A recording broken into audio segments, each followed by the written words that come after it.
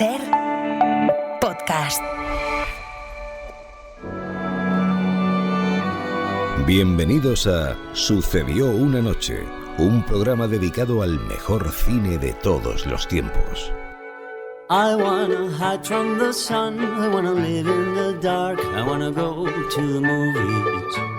Nobody's waiting outside, but I feel alright, 'cause I'm here on my own.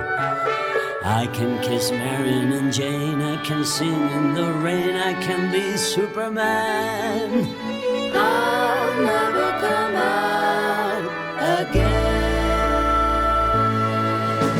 Las estrellas míticas, los grandes directores, las películas inolvidables. Dirige y presenta Antonio Martínez.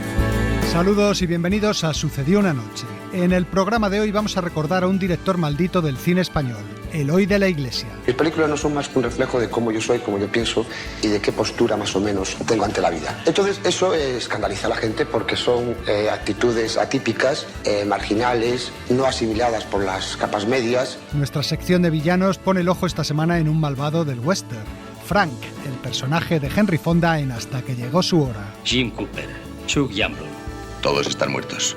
Todos estaban vivos antes de encontrarte. Precisamente en el cine de su vida hablaremos de un nuevo canal de televisión dedicado al western y nos iremos de aventura por un río africano en una barcaza con Humphrey Bogart y Katharine Hepburn. ¿Qué le ha parecido? ¿El qué? Las aguas, lo rápido. Jamás pensé que una simple experiencia física pudiera ser tan estimulante. Todo ello en los próximos 50 y tantos minutos. I wanna hide from the sun, wanna live in the dark, and I'll never come back. El espectáculo está a punto de comenzar, pero no se alarmen ustedes, no les cobraremos la entrada. Es que yo me pongo enferma con tanta españolada y con tanto trabuco, sombrero catite y patillas. Sucedió en el cine español. Perdone, ¿españolada dice? ¿Y qué se supone que debemos hacer en el cine español? ¿Alemanadas? Sí. ¿Hungaradas? ¿Americanadas? No, hombre, no, pero entiéndame. La historia de nuestro cine. El aniversario que recordamos esta semana tiene que ver con un director español, Eloy de la Iglesia, como decíamos antes, uno de los malditos de nuestro cine. Y en el siguiente reportaje vamos a repasar su historia, pero si queréis profundizar más, os recomendamos un documental reciente, Eloy de la Iglesia, adicto al cine, dirigido por Gaizka Urresti y nominado a los Goya. Ya os hablamos de él en otro programa no hace mucho y está disponible en Movistar Plus. Fue el director que mejor reflejó en el cine español la marginalidad, el mundo de los drogadictos. ¿Y cómo es que se decidieron a picarse? Pues por pura economía, chica. Ya verán que flash, con un poquito de polvo como si esnifaran 3 líneas. De los delincuentes juveniles. Venga, ir sacando la tela, los relojes, los anillos y todo lo de valor. Y calladitos, ¿eh? Calladitos. Habló también abiertamente de la homosexualidad. Descubrí mi condición de homosexual cuando tenía 15 años, lo que supuso una crisis terrible, al sentir una inclinación de la que siempre había oído hablar como algo monstruoso y antinatural. Eloy de la Iglesia siempre fue un director incómodo. Era miembro del Partido Comunista y homosexual, algo que en los años 70 y principios de los 80 chocaba frontalmente con parte de la sociedad española. Su cine, provocador y directo, repleto de denuncia social y política y comprometido con la realidad inmediata, le emparentaba con directores como Pasolini o Fassbinder. Si yo fuera director de cine como tú, no me resistiría a hacer una película de todo esto. Pocas veces tuvo a la crítica de su lado, pero casi siempre al público, y Eloy de la Iglesia llegó a ser uno de los cineastas más rentables comercialmente del cine español de los años 70 y 80. Yo me proponía contar las cosas que me preocupaban. Vivíamos épocas en este país donde teníamos todos gran necesidad de manifestar lo que pensábamos, de comunicar con nuestro público, y realmente fueron años, creo que brillantes, no para mí, sino para todo el cine español. Eloy de la Iglesia nació en Zarautz, Guipúzcoa, en 1944. Estudió cine en París y comenzó su carrera en televisión adaptando cuentos infantiles. Hay un diablo que tiene 3 pelos de oro. Si consigues arrancárselos y traérmelos, te admitiré como heredero del trono y como mi yerno. 3 de estos cuentos, reunidos en la película Fantasía 3, constituyen su primer largometraje, que sin embargo no llegó a estrenarse en los cines como estaba previsto, pero sí en televisión. Eloy de la Iglesia no alcanzaría su primer éxito comercial hasta su tercera película, El techo de cristal, estrenada en 1971, protagonizada por una Carmen Sevilla sensual como hasta entonces no se había visto en la pantalla. ¿Nunca me has preguntado qué hago cuando tú estás de viaje? No, porque lo sé. Me eres infiel. ¿Y sabes con quién? Sí, con muchos. Te equivocas. Solamente con uno. Bueno, mejor dicho, con una. Caramba. Con la gata. Me paso todo el día hablando con ella y por la noche duerme en nuestra cama. En sus siguientes trabajos, Eloy se acercó al thriller y al cine de terror con películas como Nadie oyó gritar o La semana del asesino, una cinta sórdida y feísta que contaba cómo un hombre corriente acaba convirtiéndose en asesino en serie. Oye, ¿por qué el obrero de la trituradora viene todos los días con una bolsa? Pues no lo sé. Es raro. Esta máquina trituradora está todavía en prueba. Y del laboratorio ha venido un informe diciendo que encuentran un elemento extraño en la mezcla. En esta época también el director rodó algunas películas de naturaleza erótica como Juego de amor prohibido o La otra alcoba, protagonizada por Pachi Andión y Amparo Muñoz, película que tuvo el honor de ser la última prohibida por la censura. ¿Cuándo te vas a decidir a engañar a Marcos? Puedes estar seguro de que si alguna vez lo engañara, sería con cualquier hombre, menos contigo. Luego, en el fondo, ¿ya admites la posibilidad de serle infiel? Esa posibilidad la admitimos todas las mujeres alguna vez. Y es que el cine de Eloy de la Iglesia chocaba constantemente con la censura. Para La semana del asesino, por ejemplo, se hicieron dos versiones, una para el extranjero y otra para España, la cual recibió más de 60 cortes. De luego sí, que hubo un continuo pulso contra la censura, pero era un problema que no era un problema mío, ni siquiera un problema de mi profesión. Era un problema de un pulso contra la falta de libertades en aquellos años. La falta de libertad yo la experimentaba como cineasta y un obrero como sindicalista, etcétera, etcétera. Era un problema de falta de libertad, sin más, ¿no? Con la muerte de Franco y la desaparición de la censura, su cine se hace mucho más audaz, provocativo y sexualmente explícito, con películas como La criatura, en la que introducía la zoofilia como metáfora del vacío afectivo. Vosotros sois fáciles de sustituir por cualquier cosa. Os lo merecéis. De verdad, lo del perro no es mala idea. Los placeres ocultos, protagonizada por su actor fetiche de esos años, Simón Andreu, y la primera del cine español con un protagonista homosexual. Tú tienes dinero y a lo mejor podrías encontrar un médico que te curase. Esto no es una enfermedad, Miguel. Pero tampoco es natural. Es natural, todo lo que da la naturaleza.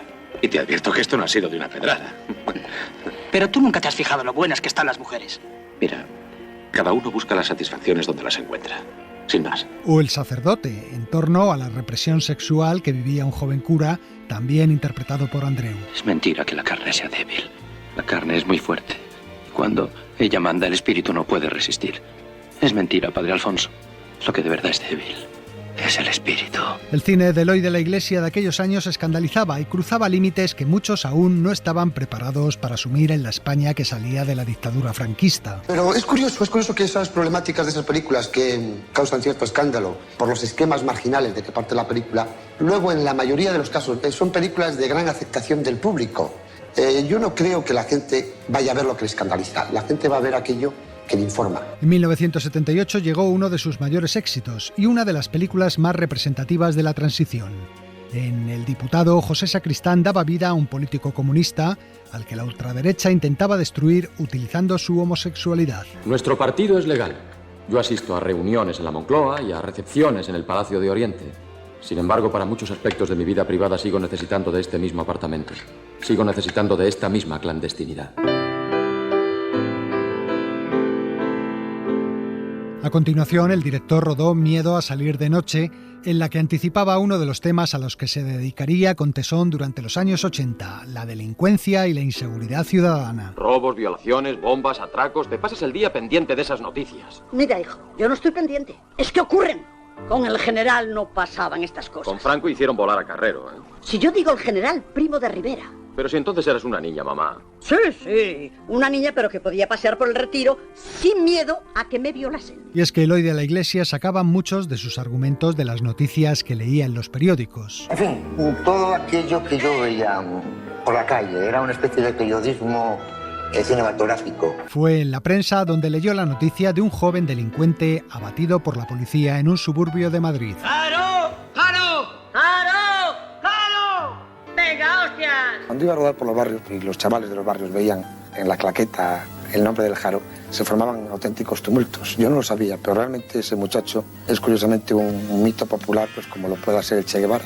Porque quizás de alguna forma para esos chavales el Jaro, bueno, pues es el único elemento que representa sus intereses y que les representa a ellos como clase social. La policía tiene mi cara en un papel Navajeros marca el inicio del cine kinky de Eloy de la Iglesia, películas en las que abordaba la marginalidad juvenil en los suburbios de las grandes ciudades. La mayor aventura que también teníamos que correr es que hacían falta actores absolutamente nuevos, absolutamente desconocidos, chicos sacados de unos ambientes muy similares a los del Haro. Fue así como descubrió a José Luis Manzano, un chaval de 17 años que trabajaba en un bar y que se convertiría en protagonista de sus películas a la vez que en su pareja y amante. Nací en Madrid y vivo en Vallecas. Para mí más duro la barra del bar, por supuesto. La barra bar es mucho más duro que el cine. José Luis Manzano era también protagonista de Colegas, junto a Rosario y Antonio Flores, y en la que, con el trasfondo del paro y de la droga, trataba temas como el tráfico de bebés o el aborto, todavía prohibido en España por entonces. Pero bueno, ¿pero estáis colorados o qué? ¿Os proponen que vendéis al crío y os parece normal? Pero será mejor venderlo que matarlo, ¿no? ¿Pero matar a quién? Si lo que llevas ahí dentro es un trozo de carne. No es un trozo de carne, está vivo. Desde luego, tío. Mira, esta vez no me voy a mosquear, ¿sabes? Ya paso hasta de mosquearme. Me levanté esta mañana con muchas ganas de salir de aquí. Manzano volvió a repetir protagonismo en El Pico, estrenada en 1983, y la película más taquillera aquel año en España. En ella mostraba la irrupción de la heroína en el País Vasco. Al parecer, su chico y el mío son íntimos amigos. Son compañeros de academia, pero según tengo entendido, solo se conocen de vista. ¿No es así, Urco? No, Aita. Paco y yo somos muy amigos. Tan amigos que llevan varios meses inyectándose heroína juntos. Y bueno, pues se ve en primer término los problemas de estos dos muchachos y en segundo término el problema de sus respectivos padres, ¿no? Y cómo desde ideologías tan contrapuestas como puede ser la de un comandante de la Guardia Civil y de la de un líder de la izquierda vasca, se acaba llegando a un tácito acuerdo a la hora de defender una institución inamovible y a su vez generadora de todas las ideologías, que es la familia. El Pico tendría una secuela un año más tarde, también de gran éxito en taquilla. ¿Has pillado? No hay jaco, Pirri. ¿Pero qué dices? Te lo has metido tú todo. Tienes los ojos como puntas de alfiler. Que no, Pirri. Que solo me han pasado un pico y nada más. ¿Y las pelas? Dame la pasta ahora mismo. Me voy a cagar en la hostia. Me han tangado. Esos hijos de puta se han quedado con todo. Esto me pasa a mí por fiarme el hijo de un picoleto. Después, Eloy de la Iglesia quiso demostrar que también podía hacer películas pulidas y de calidad estética como cualquier cineasta, adaptando la novela de Henry James, Otra vuelta de tuerca, pero sustituyendo el personaje de la institutriz por un preceptor, Pedro Mari Sánchez, con lo que le daba una nueva pulsión a la historia. Óyeme bien, Miguel. Tu tío ha delegado en mí toda su autoridad. No me extraña. Siempre he necesitado confiar en alguien que cuide de nosotros para que le dejemos en paz. Somos una carga demasiado molesta para él. Otra vuelta de tuerca fue un paréntesis en su cine, porque enseguida volvió a sus temas marginales con La estanquera de Vallecas, otro gran éxito de taquilla. ¿Qué va a ser? Un paquete de fortuna. 100. ¡Manos arriba, Totego!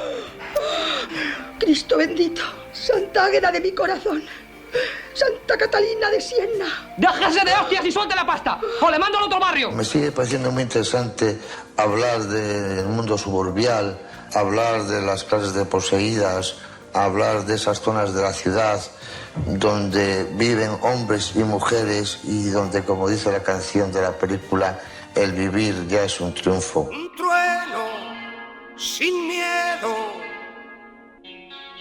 una avalancha. Pero para entonces Eloy de la Iglesia no estaba en buenas condiciones. Años atrás, durante el rodaje del Pico, se había enganchado él también a la heroína. Como esto no hay nada, tío. Ni el chocolate, ni las anfetas, ni los tripis, nada. ¿Qué pasa? Que da un colocón muy fuerte, ¿no? Más que eso, te da la paz. Podía poner disculpas brillantes, decir, bueno, es que me dejé llevar por la dinámica de las películas que hacía. No, no es verdad.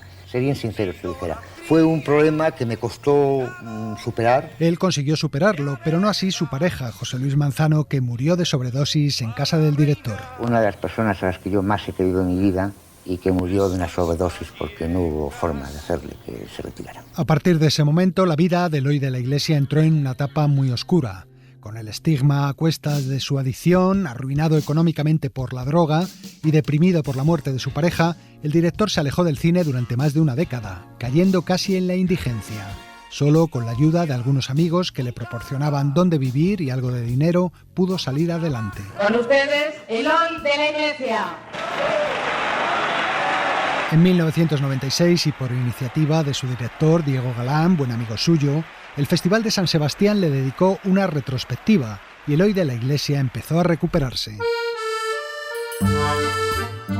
En En 2001 volvió a trabajar en televisión, adaptando la obra Calígula de Albert Camus. Calma, señores, calma. Guardemos las apariencias. Nosotros somos el Imperio Romano. Si nosotros perdemos la cara, el Estado pierde la cabeza. Y sería uno de los actores de Calígula, Fernando Guillén Cuervo, quien le ayudaría a volver al cine, adaptando la novela de Eduardo Mendicuti, Los novios búlgaros. Yo era un señor, tenía un novio búlgaro que a su vez tenía una novia búlgara, y los tres formábamos una curiosa familia en la que ellos compartían todo lo mío y yo de ellos solo compartía el búlgaro. Los novios búlgaros se presentó en 2003 en el Festival de Berlín. Parecía que Eloy de la Iglesia retomaba su carrera en el cine. De hecho, trabajaba en nuevos proyectos, cuando de repente sucedió lo inesperado. Según acabamos de saber, esta tarde ha fallecido el director de cine Eloy de la Iglesia a los 62 años. Eloy falleció a causa de las complicaciones posteriores de una operación aparentemente sencilla para extirparle un tumor benigno. Desaparecía así uno de los directores más controvertidos del cine español, autor de 22 películas que en su conjunto constituyen un cine popular, pero a la vez transgresor y reivindicativo, que es fiel reflejo del tiempo que le tocó vivir.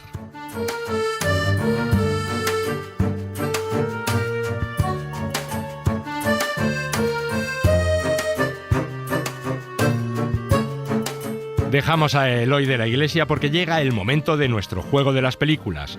Hoy me parece que no son fáciles precisamente. Ben, no logro entender este asunto del desierto. ¿Qué somos, beduinos? ¿Qué hay de malo en concentrarnos en Cuba? Allí el juego también está legalizado y está a un paso de la costa de Florida. Es como otro estado. Pero no es otro estado. Un país extranjero mayor siempre puede echarte. Nevada sí es otro estado y está abierto. Si hacemos bien esto, si a continuación del país se hacen escuelas, iglesias, sinagogas, hacemos todas las cosas que conforman una ciudad, al poco tiempo estaremos al mando. ¿Al mando de qué? Del Estado.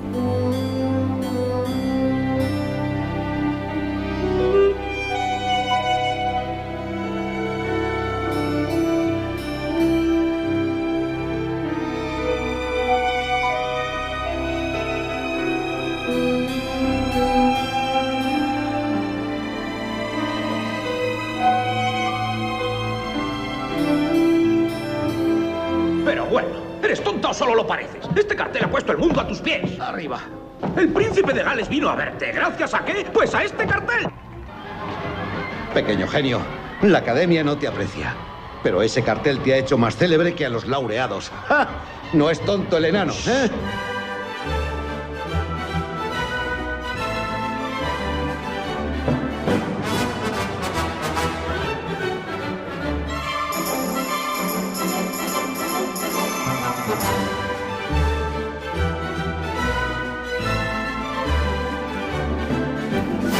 Un momento, señorita. Lo siento, tengo que cambiar. Ni cambiarse ni nada. Soy el censor. ¿Por qué va usted así? Hola, señor Pérez. ¿Qué pasa? ¿Algún problema? Aquí el señor que dice que por qué voy así. Mire el figurín. Esto es lo que se había autorizado. Ese pantalón más largo y ese botón abrochado. Eso es una cosa soez, provocativa, escandalosa. Es que la señorita ha sustituido a la que estrenó el traje. Y claro, como es más alta, pues le viene un poco corto. Si no es ella sola, son todas. Todas van más cortas que los figurines. Ay, ay, ay, ay, no te olvides en el río. Ay, ay, ay, ay, que me haces padecer porque tengo niña celos. Quiéreme tú, ay, quiéreme tú bien mío. Quiéreme tú, niña de mi corazón, matarile, dile. Pues no eran fáciles, la verdad. En el primer diálogo oíamos a Warren Beatty en la piel del gángster Bugsy Siegel, explicándole a Ben Kingsley, que hacía del también mafioso Meyer Lansky, su plan para crear la ciudad de Las Vegas en Bugsy, la película dirigida por Barry Levinson en 1991, con música de Ennio Morricone. La segunda película era Moulin Rouge, pero no el musical que protagonizaron Ewan McGregor y Nicole Kidman, sino el biopic del pintor Toulouse-Lautrec, que John Huston dirigió en 1952 y José Ferrer protagonizó, y que también llevaba ese título, Moulin Rouge, como el famoso Cabaret de París.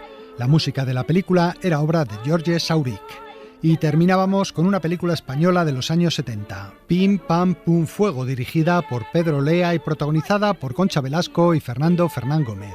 Y todavía oímos de fondo a la actriz emulando a Concha Piquer en uno de los números del espectáculo en el que actuaba su personaje y al que ponía reparos el censor. Esos tipos a los que nos encanta odiar. Así que usted, en esencia, ha descubierto lo que se le da bien. Todas las pelis necesitan un malvado. Una colección de villanos inolvidables del cine. Siento por ellos un odio especial. El cine del oeste está lleno de villanos míticos, a los que nos encanta odiar. Pensad, por ejemplo, en algunos de los personajes que la temporada pasada pasaron por nuestra serie dedicada al western. Jack Wilson, el personaje de Jack Palance en Raíces Profundas, Caldera, el bandido al que daba vida Eli Wallace en Los Siete Magníficos, Lee Marvin en La piel del despiadado Liberty Balance o Little Bill, el brutal sheriff que Gene Hackman interpretó en Sin Perdón. Pero para muchos aficionados al western hay un personaje que los supera a todos y probablemente lo es por el actor que lo interpreta. Os estamos hablando de Frank, así a secas, un personaje que no tiene apellido, pero sí mucha maldad. Frank es el villano de Hasta que llegó su hora, la película de Sergio Leone de la que también hablamos en nuestra serie de los mejores westerns de la historia.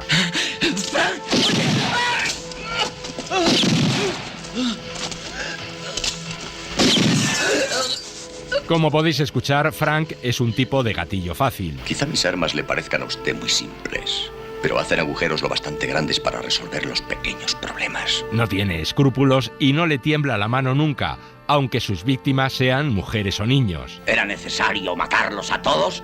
Te dije solamente que los asustaras. El que muere se queda muy asustado. Frank tiene una banda de pistoleros que le acompaña. ¿Y Logan y Jean se han ocupado de la mujer? Se han ocupado de ellos. Los hemos encontrado ante la casa de McBain, muertos, con una bala en la frente. La mujer desaparecida. Es bastante alta la mortalidad entre tus amigos, Frank. Pero además de asesino, Frank es un hombre con una ambición desmedida. Trabaja a sueldo de un magnate ferroviario que quiere quedarse con unas tierras por donde pasará el ferrocarril. ¿Qué sientes estando sentado ahí detrás? Es como empuñar un arma, pero mucho más grande, mucho más.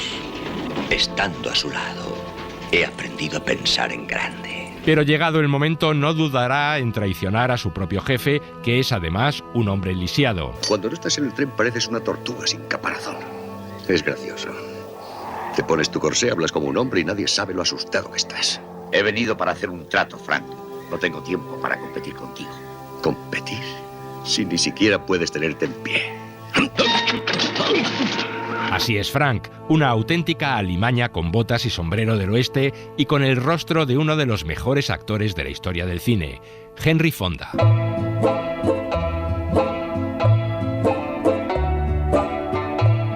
Tres años atrás, mientras escribía el guión de La muerte tenía un precio, Leone pensó en Henry Fonda para uno de los personajes de esa película. Su nombre es el coronel Douglas Mortimer. Mortimer, un gran hombre y un gran soldado, el mejor tirador de Carolina.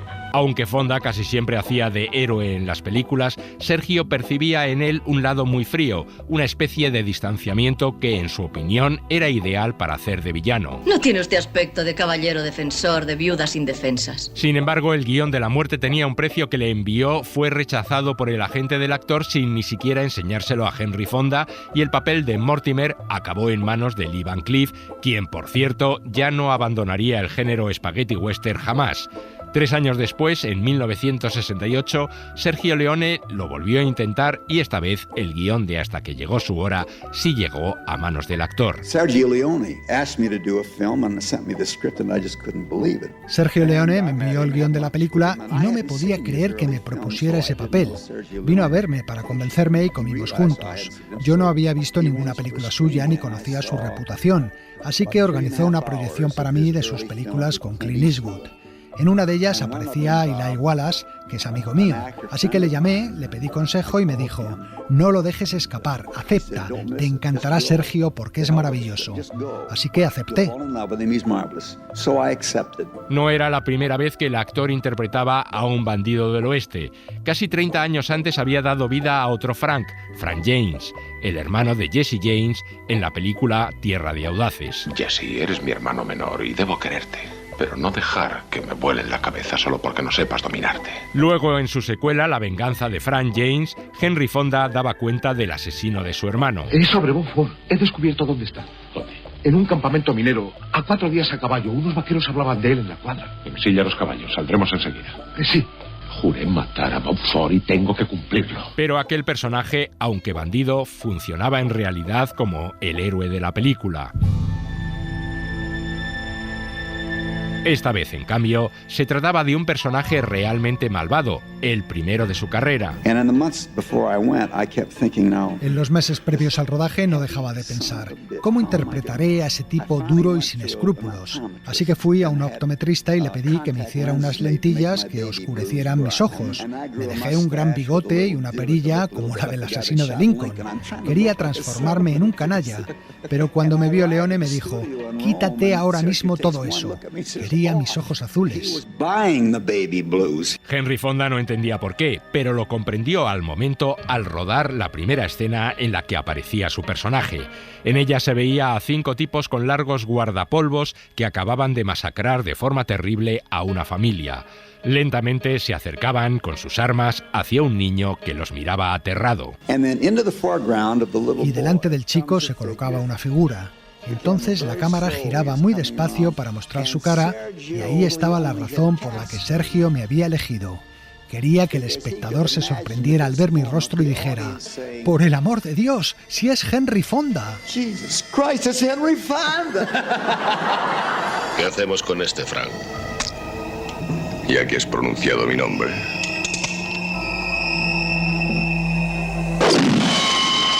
Que un héroe del western como Henry Fonda, que había interpretado siempre a personajes ejemplares y honestos, fuera un villano sin piedad, capaz de asesinar a sangre fría a un niño, era algo casi revolucionario. Magnífico, una iniciativa brillante. Todos en el rodaje estaban fascinados con Henry Fonda, como explicaba Claudia Cardinale. Recuerdo cómo caminaba y cómo se movía, como si fuera cámara lenta. Se movía de un modo muy peculiar. Era fantástico. Y hablando de Claudia Cardinale, Hasta que llegó su hora no solo fue la primera película en la que Henry Fonda hizo de villano, también fue la primera vez que el actor rodaba una escena de cama con una mujer desnuda. Il primo giorno di lavorazione a Teatro di Posa, Cinecittà, ha cominciato con la scena d'amore. En mi primer día de trabajo en Cinecittà tenía que rodar la escena de amor con Henry Fonda. Sergio había convocado a toda la prensa y ahí estaban todos tras las cámaras. Y no solo ellos, también estaba la mujer de Henry Fonda vigilando, porque él nunca había hecho una escena de sexo en una película. Os podéis imaginar la presión que yo tenía. Fue algo verdaderamente impactante. No, éramos veramente stravolti. También te gusta sentir las caricias de un hombre, aunque sean las manos del hombre que mató a tu marido. Eres una víbora. Hay algo que no harías para salvar tu pellejo. Nada,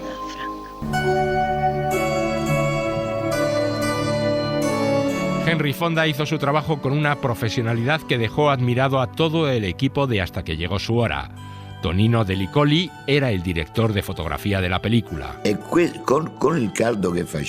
Con el calor que hacía, Simi, el diseñador de vestuario, les obligaba a llevar unos guardapolvos que Leone le había mostrado en unas fotografías. Eran trajes muy pesados y hacía mucho calor, pero Fonda no se quejaba y actuaba como los demás. Le sugería a Sergio que usáramos un doble mientras hacíamos pruebas, pero me dijo que no, que el modo en el que él llevaba el sombrero no era igual con un doble. Esas cosas tenían importancia para Sergio. Sin Fonda era imposible encuadrar el plano para él, y el pobre hombre tenía que estar al sol horas y horas hasta que componíamos la toma, y nunca se quejó.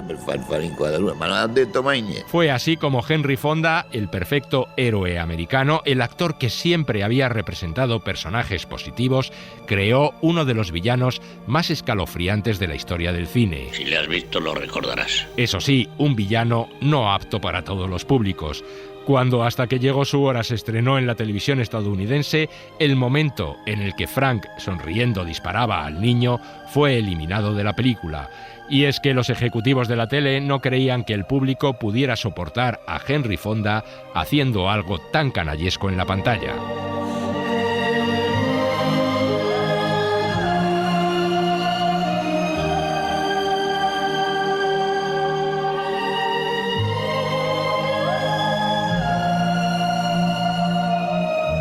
Sucedió una noche. El cine clásico en la SER. Si ese avión despega y tú no estás a su lado, te arrepentirás. Tal vez no hoy ni mañana, pero sí muy pronto y para el resto de tu vida. El cine de su vida. Es de Casablanca. Toda mi vida he estado esperando decirlo. Hoy hablamos con Daniel Pérez, vicepresidente de distribución y programación de AMC Networks. Desde el pasado mes de febrero se puede ver en distintos operadores de televisión el canal AMC Western, el único canal dedicado íntegramente al cine del oeste. Es decir, 24 horas al día y 7 días a la semana dedicadas a este género, con películas dirigidas por los grandes maestros y actores que ha habido a lo largo de toda la historia del cine. Daniel Pérez nos lo cuenta.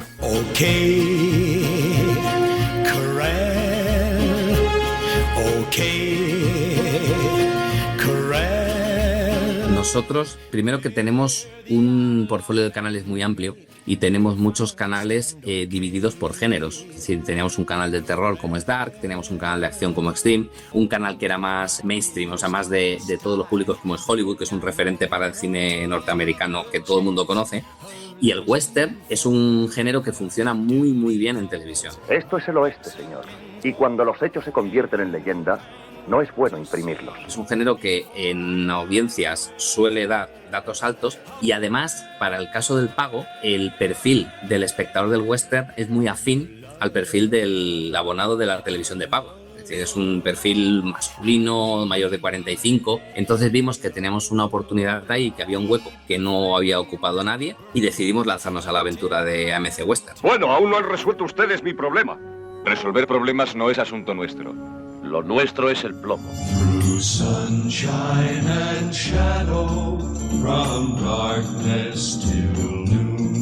Para nosotros es un género importantísimo en la historia del cine. Es decir, es uno de los géneros realmente que nace con el cine y no queríamos cortarnos a la hora de ubicar el canal solo a lo mejor en la época dorada de Hollywood, en los clásicos que todo el mundo conoce, Ford, Hathaway, Delmer Daves. No, queríamos hacer un recorrido por la historia del cine y demostrar también que es un género que, aunque parece que lo han matado muchas veces, sigue vivo. La fe puede mover montañas, pero no vencer a un gatillo rápido. Desde la época posterior al western crepuscular, en los años 70, los 80 fueron una década muy pobre para el western. Básicamente era Clint Eastwood, Jinete Pálido, Fuera de la Ley, Walter Hill, que hizo Forajidos de Leyenda, pero poca cosa más. Y luego ya en el resurgir de los 90, con los Oscars de Kevin Costner y Clint Eastwood, volvió a revitalizar el género. Nosotros queremos que AMC Western sea un reflejo de toda la historia del género. Ofrezco una recompensa de $1000 por la captura de Billy el Niño. Queríamos primero enfocar muy bien el canal, que fuera muy purista en cuanto al género, pero a nosotros nos gusta mucho el coqueteo de la fusión de géneros. No nos limitamos al western puro y genuino. Habrá guiños. Ya no entramos, por ejemplo, en que Carpenter constantemente homenajea a Río Bravo en todas sus películas, en Asalto a la Comisaría del Distrito 13 o Fantasmas de Marte. Ahí ya no nos vamos a meter, no vamos a ser tan originales. Vamos a irnos al western, pero sí que es verdad que en algún coqueteo del western con otro género lo meteremos. Pero esta vez no van a venir John Wayne o Dean Martin a salvarte como en El Dorado. Eso era Río Bravo. Robert Mitchum hacía de borracho en El Dorado y Dean Martin hacía de borracho en Río Bravo. Era prácticamente el mismo papel y John Wayne hacía el mismo en ambas. Hacía de John Wayne.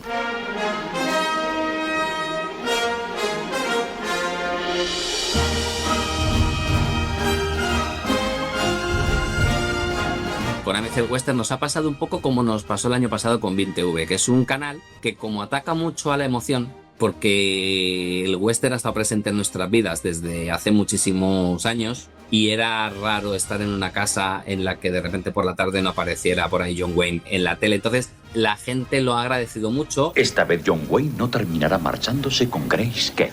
Ese fue Gary Cooper inculto. Son muy activos pidiendo pelis. Es verdad que casi todo lo que se pide es el cine clásico norteamericano. Creo que ahí estamos súper contentos porque realmente nos hemos hecho con los derechos de la mayoría de los títulos emblemáticos del género. ¿Continúa vacante el empleo de sheriff? Sí, lo acepto. ¿Suyo es? ¿Cuándo quiere empezar? Ahora. Y el resultado en audiencia está siendo espectacular. Sabíamos que iba a funcionar, pero está superando nuestras expectativas. Play the guitar, play it again, my Johnny. Lo bueno es que nosotros somos 24 horas, 7 días westerns, el único canal dedicado realmente al género. Desde el principio hemos creado 2 franjas directas que son Leyendas del Oeste y Se Busca, va a ir siempre orientado a un actor, y en Leyendas del Oeste lo que estamos haciendo es dedicar los fines de semana a lo más emblemático de los años 40 y los años 70. Nosotros no permitimos que nadie lleve armas en Dodge City, ¿no lo han notado? ¿Nosotros quiénes? Oh, perdonen, ¿no me he presentado? Soy el sheriff, Wyatt Earp. No podía faltar John Crawford y Johnny Guitar, que la tenemos. Ahora en verano tendremos Encubridora, de Fritz Lang. Teníamos Caravana de Mujeres también, el primer mes de lanzamiento, porque queremos dejar claro que aunque el público es masculino y la mirada solía ser también masculina, sí que hay una serie de películas que el punto de vista femenino era muy importante. Ahí abajo tenéis whisky y juegos. Aquí arriba solo podréis encontrar un balazo en el cráneo.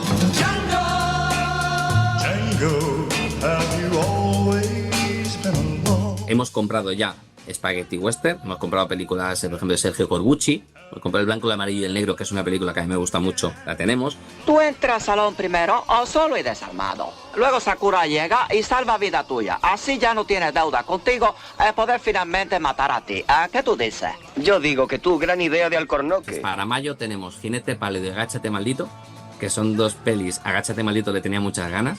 La tendremos en la programación de mayo, que van a ser los títulos más potentes de la programación. Siento por las órdenes, pero yo me quedo.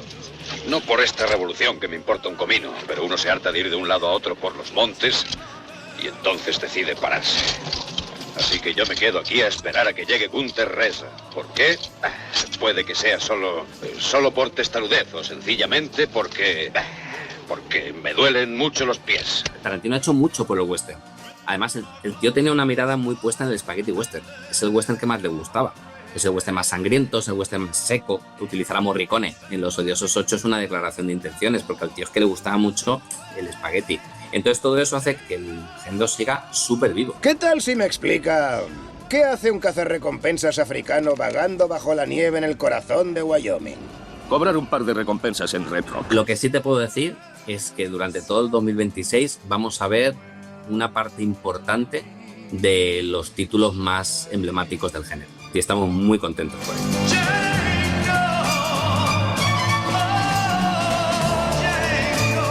Sucedió una noche.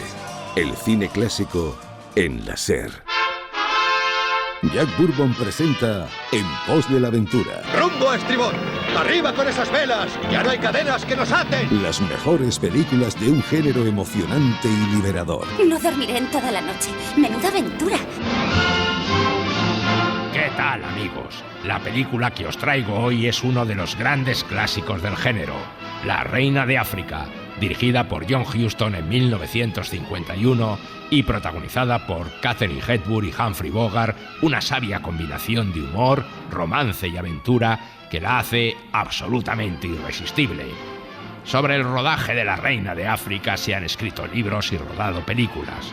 Un rodaje tan lleno de aventuras y anécdotas como el propio film. Aquí van unas cuantas curiosidades para ir abriendo boca. Fue la primera película en color que rodaron tanto Katharine Hepburn como Humphrey Bogart. El Oscar al mejor actor que ganó este último por su actuación le convirtió en el último hombre nacido en el siglo XIX en conseguir la estatuilla por un papel principal. Durante el rodaje de la película murió en Estados Unidos Mayo Medhot, la tercera esposa de Bogart, de la que se había divorciado para casarse con Lauren Bacall. Y también nació Angélica Houston, la hija del director y futura actriz. Un corredor descalzo atravesó la sabana durante 2 días para llevar el telegrama que informaba del nacimiento.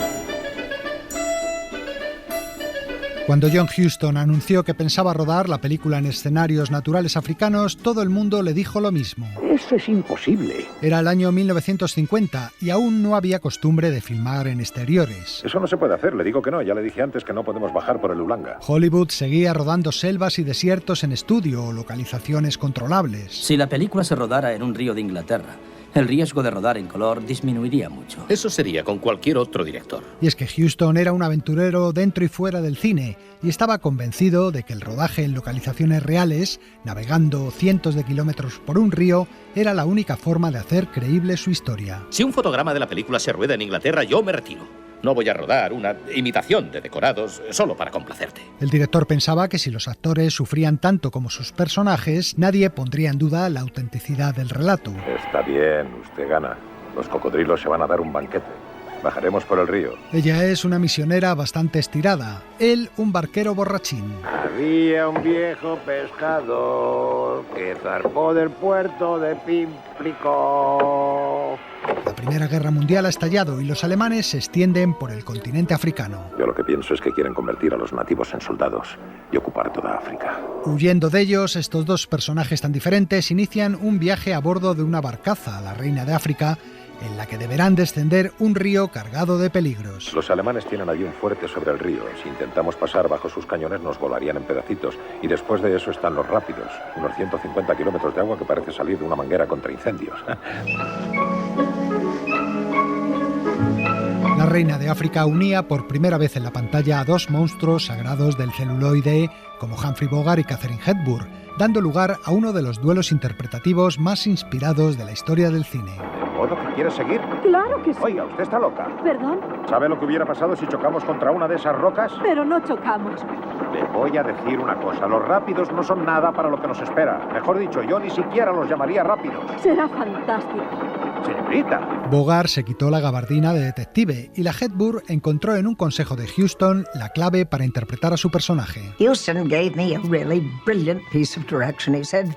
me dirigió de una forma brillante. Me dijo, en la vida real eres muy seria. Aquí eres la hermana de un misionero, una mujer dulce que piensa que Dios es amor. Interprétala como si fueras Eleanor Roosevelt, la mujer del presidente, que siempre tenía una sonrisa encantadora cuando hablaba, aunque dijera cosas terribles. Así que gracias a la señora Roosevelt pude rodar La Reina de África.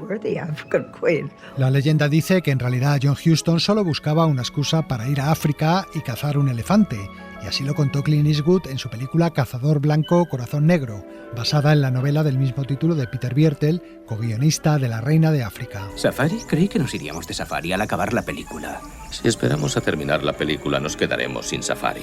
Ya rodaremos la película después de cazar los elefantes. La película se iba a rodar inicialmente en Kenia y en Uganda, pero resultó que las pocas licencias anuales para cazar elefantes en esos países ya estaban adjudicadas.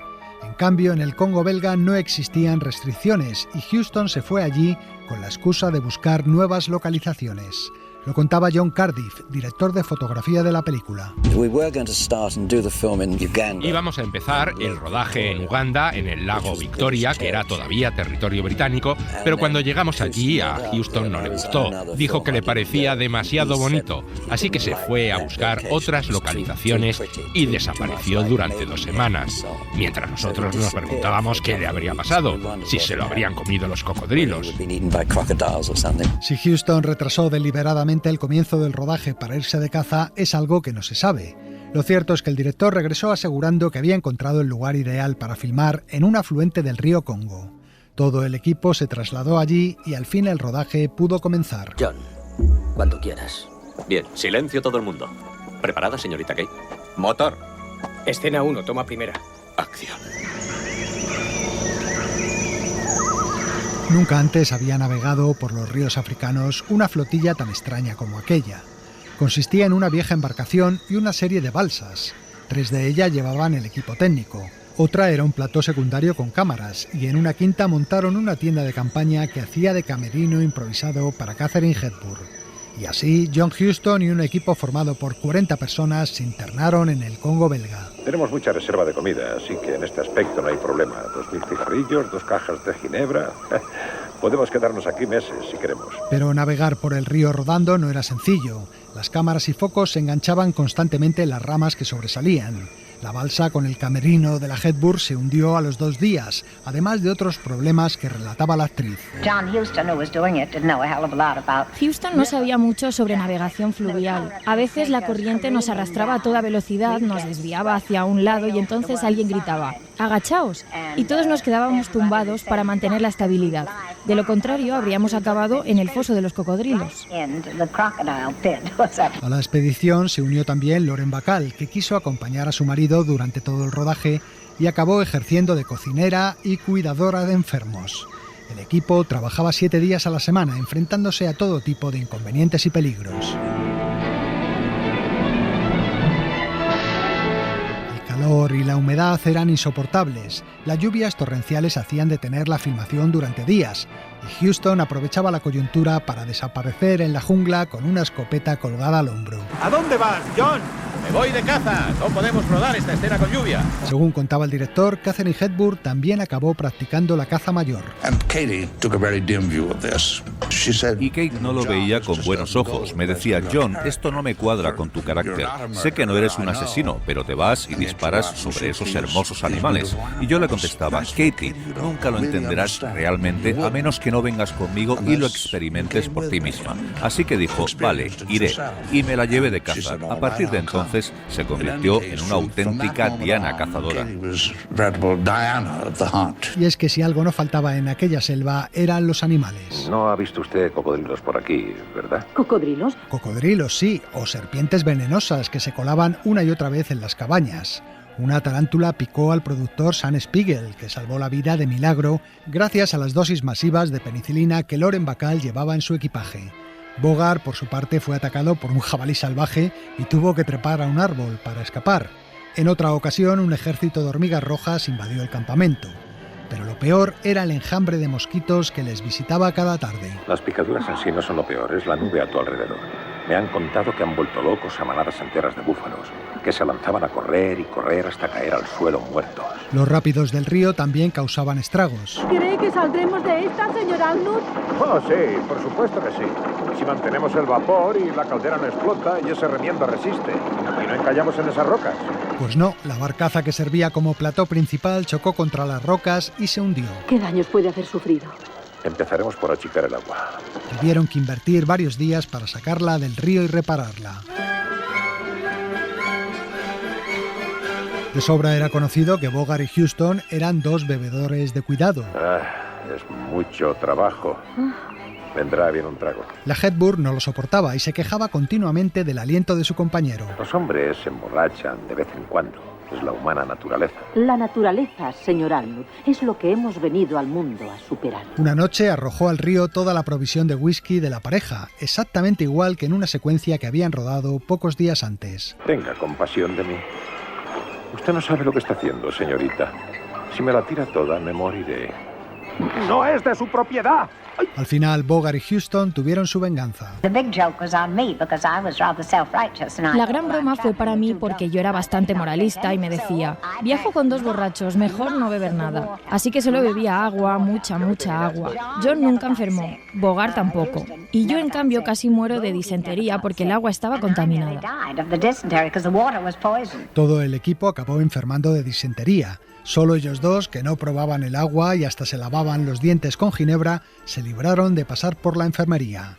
Katie, en cambio, tuvo que rodar muchas de sus escenas ocultando los temblores que le producía la fiebre. Si te encuentras débil, pasar aquí 1 o 2 días más no creo que importe. Oh, no. Seguiremos. Se cuenta que en la escena en la que ella toca el órgano en la iglesia, había un cubo fuera de cámara porque la actriz vomitaba constantemente entre toma y toma. Pero a pesar de todas estas penalidades, nadie se quejaba. Incluso podíamos decir que entre el equipo se respiraba un ambiente de alegría. No se enfade, señor Arnold. No, si no me enfado. Me di por muerto cuando emprendimos el viaje. Katharine Hepburn siempre dijo que el de La Reina de África había sido uno de los rodajes más apasionantes de su carrera. La aventura africana la tenía tan fascinada que soportaba todos los inconvenientes. No obstante, a pesar del buen ambiente y de la paciencia de los actores, Huston decidió trasladar el rodaje de las escenas en las que había chapuzones a unos estudios londinenses. No estaría mal un baño antes de acostarse. A mí también me gustaría. Bueno, yo me voy a la proa y me agarro a la cadena del ancla. Usted puede quedarse en la popa y hacer lo que le parezca. Rodar en el río africano habría sido muy peligroso, no solo por los cocodrilos, sino porque el agua se había convertido en un puré de vegetación podrida. Pero no por ello el director cesó en su afán realista. ¡Qué asco! Arráncamelas. No, la cabeza se queda dentro y envenena la sangre. Con sal. Deprisa. Si hay algo que odio en este mundo son las sanguijuelas. En la escena de las sanguijuelas, el director se empeñó en que los bichos chupasangres que cubren el cuerpo de Bogart fueran reales. No estábamos en los pantanos africanos, así que eran sanguijuelas químicamente limpias que trajeron de Escocia. Así que la reacción de Bogart era completamente natural, le chupaban la sangre. Cuando yo era un niño, todas las barberías en Nueva York tenían un tarro con sanguijuelas vivas, porque eran un buen remedio para ojos morados, ya que absorbían la sangre.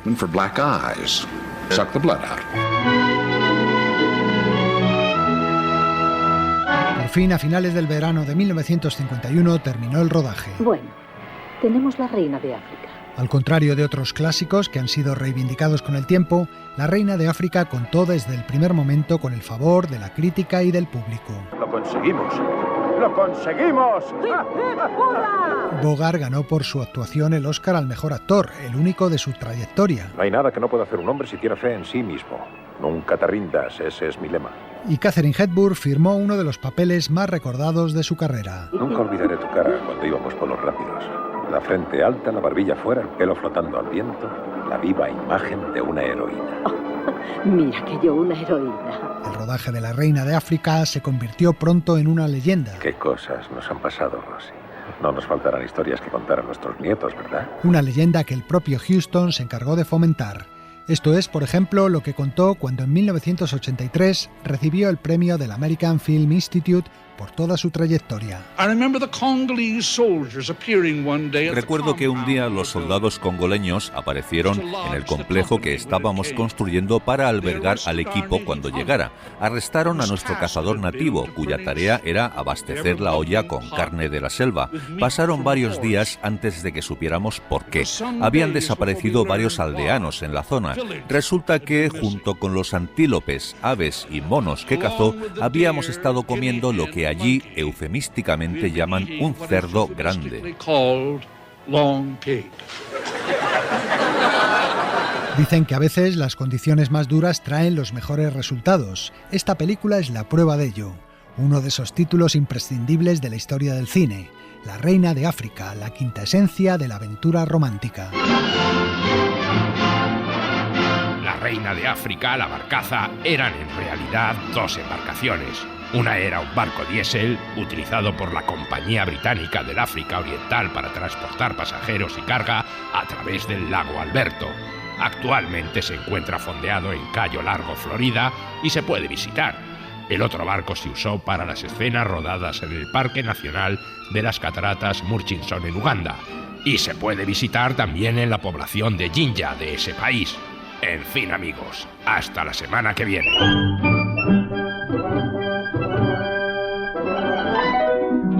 Continuará. And the Oscar goes to... We are really honored to present the award for Best Song in a Motion Picture. Hoy retrocedemos en el tiempo nada menos que 80 años, a la ceremonia de 1946. La canción ganadora del Oscar en esa edición fue It Might As Well Be Spring, bien podría ser primavera, un tema compuesto por Richard Rodgers y Oscar Hammerstein II para la película La Feria del Estado. La canción estaba interpretada por la cantante Luann Hogan, que ponía voz en las canciones a la protagonista de la película, la actriz Jean Crane. La Feria del Estado fue el primer y único musical que Rodgers y Hammerstein compusieron directamente para el cine. La película no tuvo mucho éxito, así que los autores de Oklahoma, El Rey y Yo o Sonrisas y Lágrimas no lo volvieron a intentar nunca más y siguieron creando musicales para el teatro, que luego, eso sí, se adaptaban a la pantalla. La Feria del Estado está ambientada en una feria agrícola a la que acude una familia de granjeros. Años después, en 1962, se haría un remake de esta película con estrellas musicales del momento como Bobby Darin o Pat Boone. En fin, que con la canción It Might As Well Be Spring, en la voz de Luann Hogan, nos despedimos hasta la semana que viene. ¡Chao! The things I used to like, I don't like anymore. I want a lot of other things I've never had before. It's just like Mother says. I sit around and mope, pretending I am wonderful and knowing I'm a dope.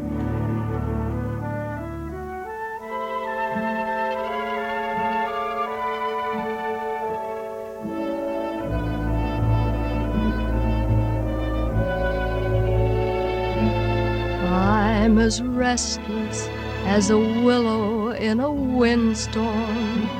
I'm as jumpy as a puppet on a string. I'd say that I had spring fever, but I know it isn't spring.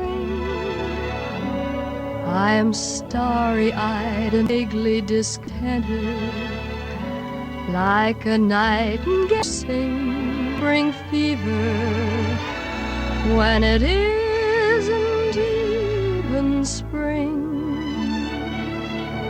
I keep wishing I were somewhere else, walking down a strange new street, hearing words that I have never heard from a man I've yet to meet. I'm as busy as a spider spinning daydreams. I'm as giddy as a baby on a swing. I haven't seen a crocus or a rosebud or a robin on the wing, but I feel so gay in a melancholy way that it might as well be spring.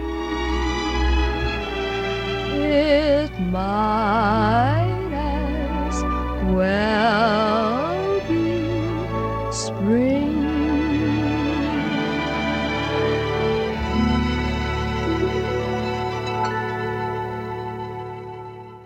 Para no perderte ningún episodio, síguenos en la aplicación o la web de la SER, Podium Podcast o tu plataforma de audio favorita.